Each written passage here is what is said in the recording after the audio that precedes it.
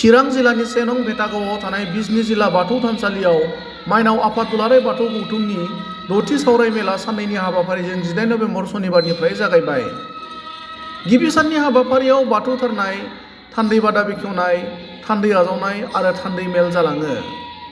लोगोसेनो गिबि सानाव नखर दैदेननायाव सिजौआरि गियाननि गोनांथि बोसोन आयदानि सायाव गुवारै सावरायनाय जायो।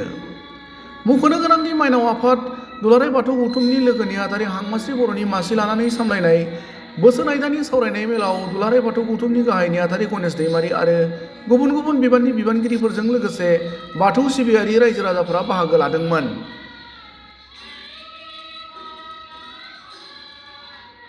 नखरफोरा जोबोर दुखुथिया जोबोर गोरिब। दा बिसोरनि गामियावहाय जोङो माइनावफोरानो सानदा खांनानै गंसे थानसालि लुनानै होनो हादोंमोन। नाथाय बे थानसालिनि हाया सासे मानसिया हगारथ'नायमोन।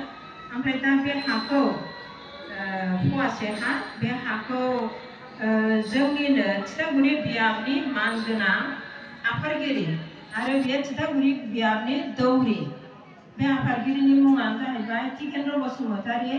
गावनि फैसाखौ बाहायनानै बियो बे हा फवासेखौ 1 लाखनि बायनानै दा आसाम दर्शननि स्किमजों बे न'खौ थानसालिखौ लुफुंनाय जाबाय। आरो बिनिफ्राय ओरैहाय दङ बैथिंजाय धिरबिल, अभयकुटि, बान्दरपारा, बेवहाय न'थामल' जोंनि खान्थिजों दङ।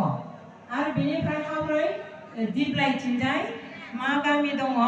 भालुकजरा, बेवहाय 7 घरल' सुबुं दङ जोंनि सिबियारिफोरा। ओमफ्राय दुखुनांथाव मोनसे बाथ्राया जाहैबाय मा, बै गामिनि दौरिया जोंनि आइजोआनो बा माइनावानो। दा माने माइनावफोरा दौरि जानो हानायनि मोन्थाय दङना गैया, गोहो दङना गैया, बेखौ मिरु माइनाव आफादा मा होनो?